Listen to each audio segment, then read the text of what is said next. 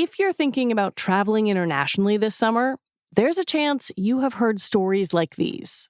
A real estate attorney, an American citizen returning from Canada, says that he was detained without explanation. In recent weeks, we've seen green card and visa holders being detained by the federal government. Should people A number of countries have updated their travel advice to the United States in the wake of a crackdown on immigration by the Trump administration. 22% drop in foreign travelers to the U.S. already in the last 5 weeks. Travelers have reported being detained at the U.S. border even though they had valid travel visas. Germany updated its travel advisory. People being questioned, searched, even detained as they travel back into the United States. There have been some publicized incidents of people you wouldn't expect being stopped, at U.S. border crossings, and just tourists flying in for vacation, for pleasure, to visit the U.S., things like that. Just very surprising incidents. That's Lily Hay Newman, a senior writer for Wired who covers information security. And the thing about these incidents is that they don't necessarily end with a conversation. They go deeper to the heart of our digital lives, our phones. Just imagine the things your phone knows about you. Now imagine a Border Patrol agent reading your texts, looking at your Instagram, trying to understand that weird Slack joke you made with a coworker. Maybe they don't care, but there's a chance they do. We are in a time now where the U.S. presidential administration has said very, very, very clearly that they are doing an immigration crackdown and that they are scrutinizing everyone who enters the U.S. very closely. So today on the show, if you are traveling this summer, listen up. With Lily as our guide, we are going to teach you how to keep your phone and your digital life safe when you're crossing the border. I'm Lizzie O'Leary, and you're listening to What Next TBD, a show about technology, power, and how the future will be determined. Stick around.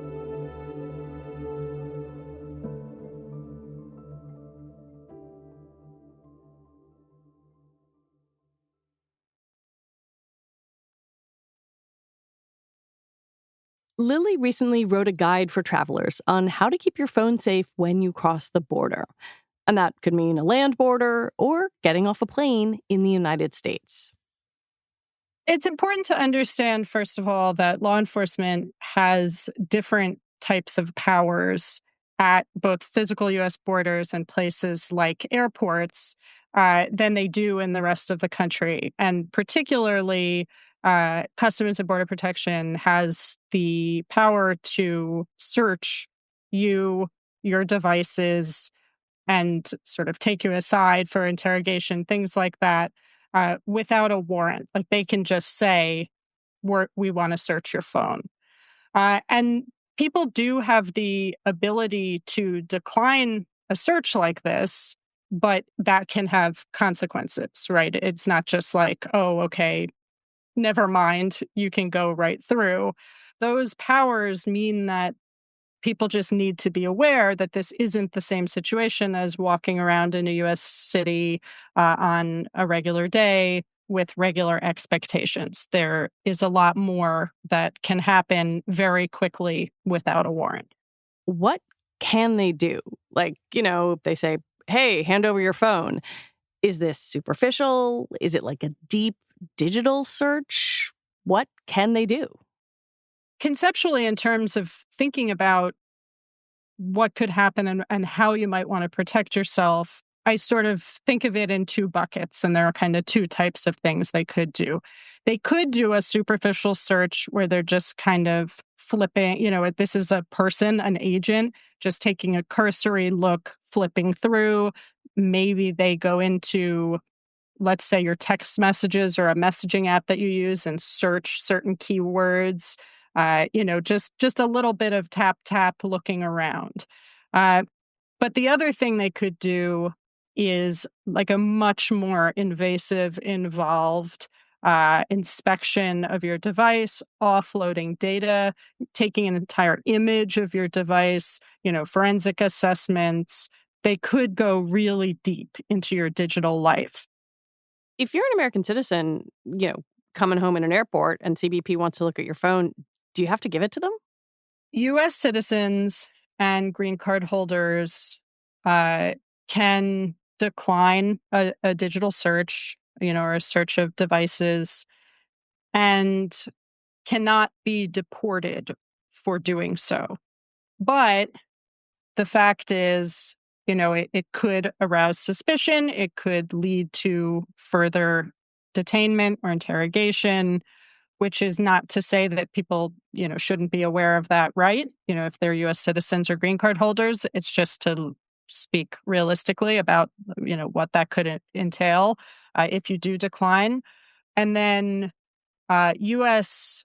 visa holders or visitors can be deported or sent away, sent home to where they came from for declining a search.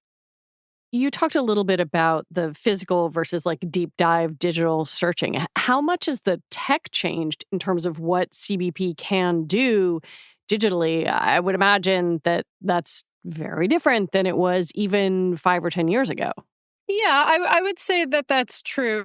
On the other hand, operating systems, that run on our phones, on laptops, have also gotten more sophisticated in terms of being locked down. Like, for example, if you say, I'm declining the search, I'm not going to unlock my phone for you, it's much harder for law enforcement to access your data anyway, like use tools to get around your phone's encryption and access your data than it used to be. Right. Famously, Apple's pretty hard to break into. Right. And so, there's always some chicken and egg going on. And I would say also there are kind of more options, and it's potentially a bit easier now than it used to be for people to take some proactive measures to protect their data so that it's not there to be discovered in a search.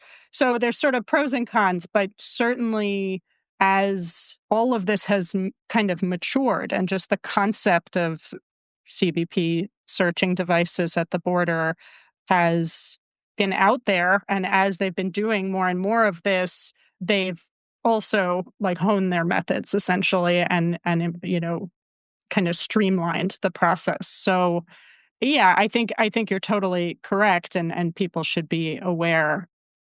We're going to get into some of those sort of privacy measures in a bit, but I'm curious whether, and I recognize this is a loaded question, whether we know what they're looking for, what gets you into trouble if there is a digital search of your phone. I definitely don't, want to say specifically and tell people here's the checklist or something, because Right. I don't know.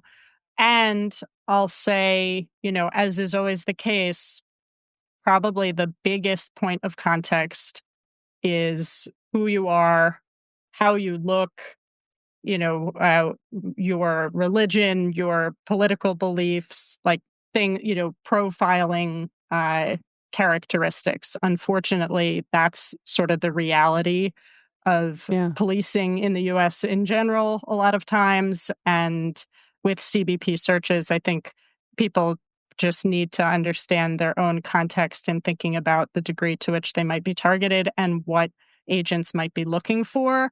But broadly, like we were saying, even in a cursory search, just swiping through and a little bit of, searching, things like that. Like anything, they could be looking for, secure messaging apps that, delete your messages, maybe things that show that you care about your security and privacy, which does not actually indicate anything that you might have done, quote unquote, wrong or anything suspicious, but, could flag that way to an agent. If you have had speech critical of the current, presidential administration, perhaps that could be a flag. all sorts of things. They might say, they're looking for extremist content, or that they're looking for radical, indications of radical ideology. Which is in the eye of the beholder, certainly. Exactly. So that's, I'm hesitant to give people a list specifically, but just trying to characterize broadly, like the way to think about what could be in their crosshairs. When we talk about who is and has been detained, you've said there is an apparent increase in foreign visitors, U.S. visa holders being detained, questioned, and even deported at the border. And I feel like that word apparent is so interesting because it shows the ambiguity about trying to keep track of exactly what is happening and to what degree that information is actually available.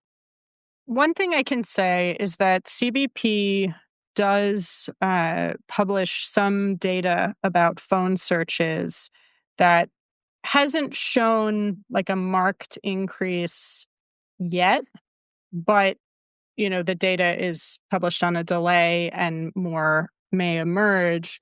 I think the key thing here is to go back to what we were saying, that actually, this has been an issue and a concern for quite a while.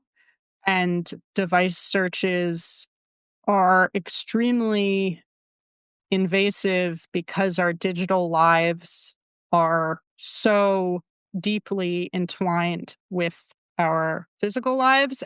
Laptops, phones are sort of this repository all in one place for our lives. Everything's just right there laid out on your phone.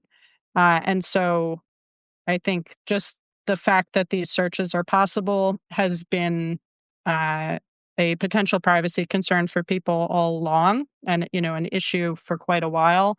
And now the sort of intensity of this moment and increased rhetoric by the administration just means it's even more important for everyone to just give it some consideration.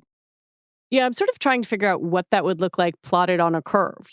Obviously, post 9/11, secondary screenings went up in airports at points of entry.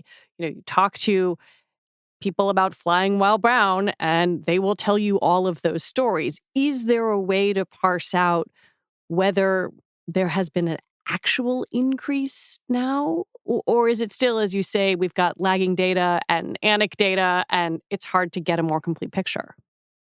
That's where I'm at for now, but I do think it's going to continue, just even in the next weeks, months, to become more apparent how much Border Patrol is, or sort of is not, expanding how much they're leaning on this.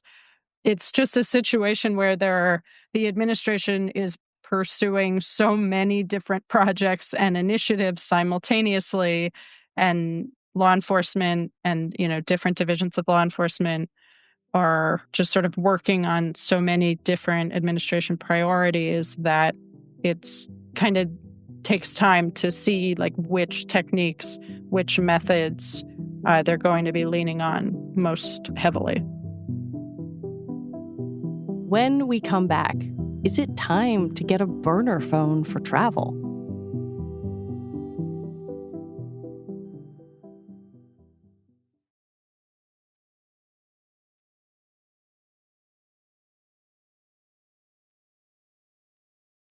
One way to keep authorities from looking at everything on your phone is to just not have it.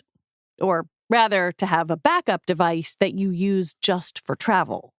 And if that is financially feasible, or, there's an option for how you can have additional devices and do that, it's a really good approach, because you can only have the data on the device that you really need for the trip. And it doesn't mean necessarily having nothing. Let's say you're going on a work trip and you want to have your work email on there, and you're like, well, my work email is my work email. I don't really talk about anything personal on there anyway. Yeah, that isn't necessarily a problem. What is a little tricky about the alternate devices or the travel devices, though, is if they're completely sparse and bare and it's like just your work email and, one bookmark for a restaurant and that's it.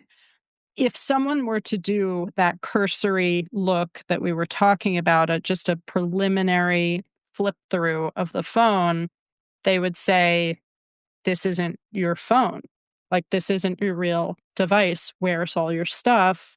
What's going on? Right. And that can arouse suspicion in itself. Oh, So, the man. one thing I know, the layers here. So, the one thing about having a travel device is taking a little bit of time to kind of seed the device.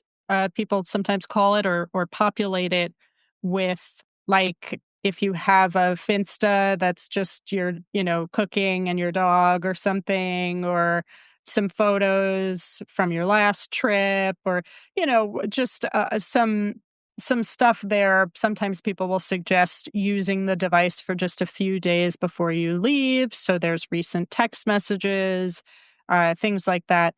But that is something to consider, is like a true burner device that has no connection to anything in your own personal digital life is going to arouse a lot of suspicion, and a sort of half baked, like pretty empty, old iPhone is also going to potentially flag as like, well, is this really your device? Of course, a second device is expensive, maybe impractical for a lot of people. Lily says if you're going to travel with your main phone, you're safest if you pare back and take some things off it. I mean, think about like your photos, your messages, and something that like a travel device is really good for is, if you think about it, it would be great to take your contacts off the phone and just have kind of like 10 people or, whatever, 20 people in the device. But it can be more complicated. You could be more nervous, or it just takes more work to do it on your primary device because, just everything is there. It's just trade-offs about how to approach it. And I think for someone who wants the sort of what's the simplest thing I could do to sort of like make a little bit of a dent in this or make a gesture, but I like my odds. I don't think my device will be searched or whatever. I don't really want to, take hours and hours and a lot of money invested in dealing with this. I think things like removing apps you don't use, removing apps where it's easy to just re-download them later, and the data will be there. Things that they're not maybe storing things locally on the device, like any low hanging fruit where you're like, oh yeah, I could get rid of that, or I don't even care, what's in there. And unlinking like extra social accounts, you could always log back in once you're back from the trip. I think those types of things, like just doing even a once over, a quick pass, can really help. I am a journalist, so I tend to be on the more privacy conscious side of things. My husband traveled out of the country not too long ago, and we had this conversation when he was getting ready to go, and he bristled at it. He kind of said, like, what? I'm an American. I'm not going to comply in advance just because some CBP officer might want to look at my phone, like, F you. And I thought, oh, actually, that's an interesting argument. I wouldn't think of it that way. I wonder how you hear that. Taking measures to protect your digital privacy is not complying in advance. They do not want you to do this. They want, everything to be available for the taking, for the poking and prodding when they want to look at it. So I personally don't think of it that way of like, well, I'm bending over backwards to make it easier to be in compliance. This is really the opposite. It's a lot of effort.